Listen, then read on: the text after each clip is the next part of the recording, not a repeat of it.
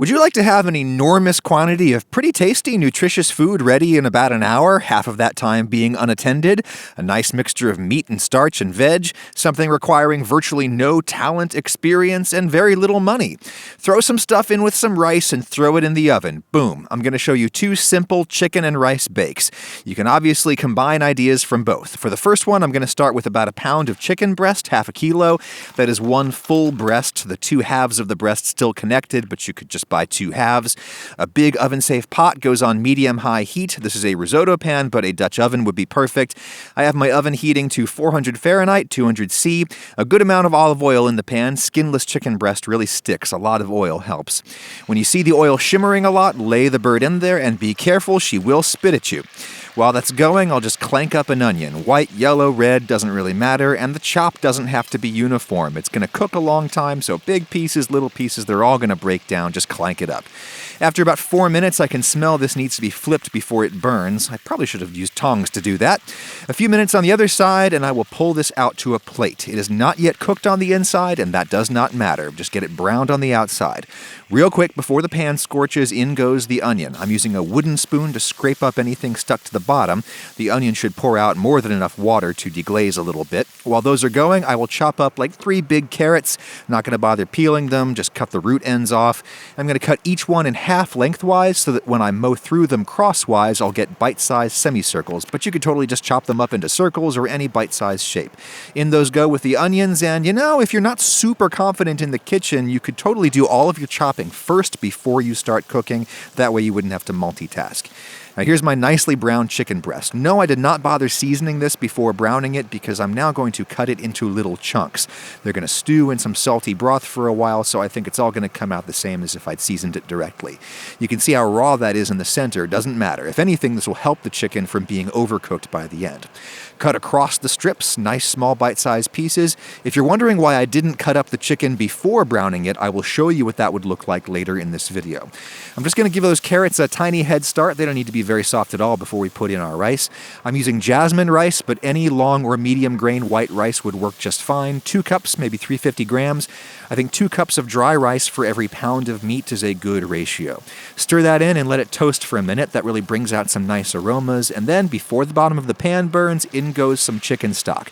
I think a simple 2-to-1 liquid to dry rice by volume ratio works best for this. So I'm dumping in a whole quart of stock. That's 4 cups, 28 ounces, 830 mils. You'd normally use a little less liquid when cooking rice, maybe a 3-to-2 liquid to rice ratio for a traditional pilaf type thing, but I want a more risotto-like texture here where all of the non-rice ingredients will be coated and bound in a starchy sauce, and you need some extra liquid to make that coating.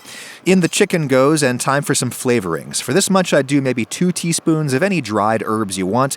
I'm using Herbs de Provence, which is a classic mixture of things like sage, thyme, marjoram, all things that go great with chicken. I'll also do about a teaspoon of garlic powder, a very convenient source of umami for wet dishes like this.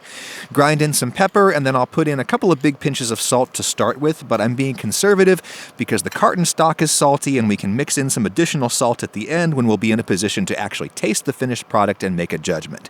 If you don't have an oven-safe pot, you could just transfer this to a baking dish at this point. Lid on. If you don't have a lid, you could cover the pot with foil, and in it goes at 400 Fahrenheit for 20 to 30 minutes. I'm checking mine after about 25 minutes to see if it's done. I'm just pulling the rice away from the bottom of the pan and seeing if any liquid floods into the little hole that I dug. If there doesn't seem to be any loose liquid, that means everything is absorbed, which means this is done.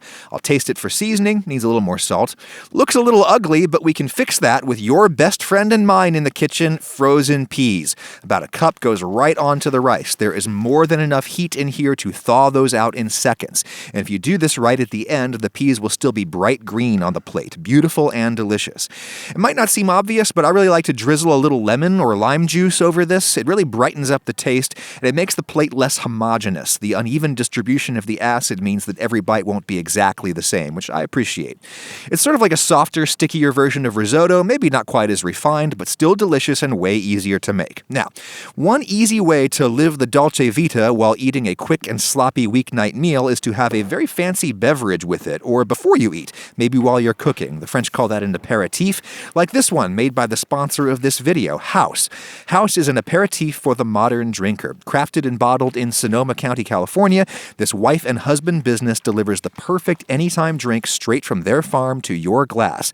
I got bitter clove and citrus flower. I'll go with the latter.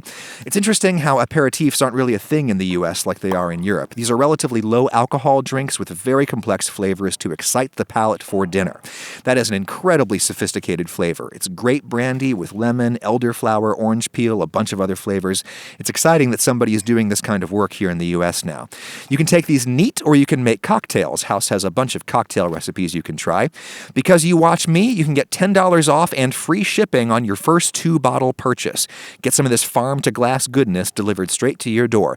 The first 100 of you who hit my link in the description will get that discount. Thank you, House. Now, here's another chicken and rice bake, and I'm going to do a few key things differently. I'm using chicken thighs instead of breast.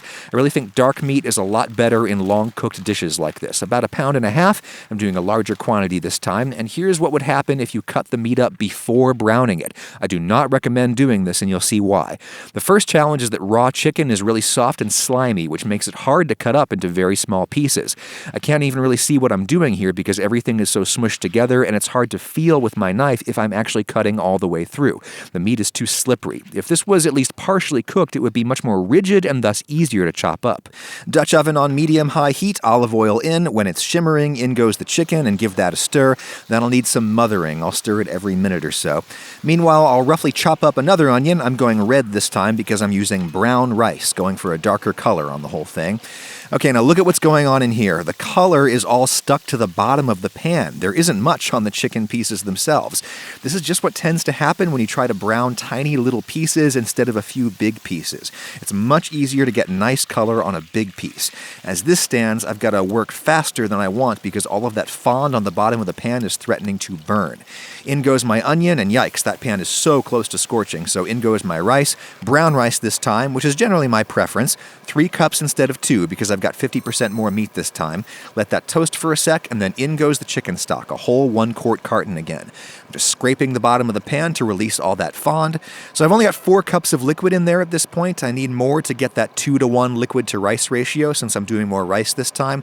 I'll top it off with a cup of water and a cup of soy sauce. Might seem like a lot, but there's a lot of food here. For flavoring, I'm going with Chinese 5-spice powder. These time-tested blends are just so convenient for weeknight cooking. About a tablespoon. There's 3 teaspoons in a tablespoon, and I think 1 teaspoon of herbs or spices per cup of dry rice is a good ratio. No need for garlic powder because of all the umami in the soy sauce. Now, real quick, I'll clank up some carrots as before. They're going in later in the process this time because brown rice takes twice as long to cook as white rice. If you put the carrots in at the beginning like we did last time, they'd be mushy by the end. In those go. I'll also clank up some broccoli. No method to this madness. I'm just hacking at it to get it into bite-sized pieces. In the pot that goes, again, right before we put it in the oven. I'm not going to put in any additional salt at this point. Between the carton stock and the super salty soy sauce, I think we're already within striking distance on seasoning. We can add a little more at the end to taste. Cover that up, and in the oven that goes at 400 Fahrenheit, 200 C, and a brown rice bake will take about 45 minutes to an hour. I will check it the same way we did before, dig a little hole, and see if any moisture runs out onto the bottom of the pan. There's a little bit, but I think the rice is easily going to suck that up as it sits here and cools, so I'm calling it done. If there was a lot of liquid pouring out, you'd want to bake this some more. I think that needs a little more salt, so I'll stir that in. Spoon some onto a plate, and yeah, that looks a little ugly right now, but wait until we tear on some fresh cilantro leaves. Beautiful. And to brighten it both visually and taste-wise, half a lime juiced on. I just love how the uneven distribution of acid gives this some heterogeneity that it would otherwise lack. It just makes eating it more interesting. Again, this has a risotto-like texture. If you wanted a pilaf texture where the individual grains fall apart from each other, try washing your rice first to get off the outer starch coat and use like 25% less cooking liquid. I sure do wish that I'd browned that chicken before cutting it up, but I do think the dark meat is much more delicious in something like this, especially at the longer cooking time that brown rice requires. White meat goes kind of chalky if you stew it for an hour. Dark meat goes sticky and succulent. We've got a huge quantity of leftovers that will reheat nicely, which makes a meal like this perfect for multi-day meal prep. 1/3 of a cup of dry rice will equal a generous portion, so we've got like 9 portions in this one and 6 in this one. Again, spice up your simple rice dinner with a fancy beverage. Get free shipping and 10% off your first 2 bottles of farm-to-glass aperitifs from House by using my link in the description. And remember, not every dinner has to be fancy. Just throw some stuff in a pot with some rice, bake it, and you can make something really nutritious and satisfying with very little fuss. 4 parts liquid, 2 parts rice, 2 parts veg, and 1 part meat is a great basic formula. Give it a chance.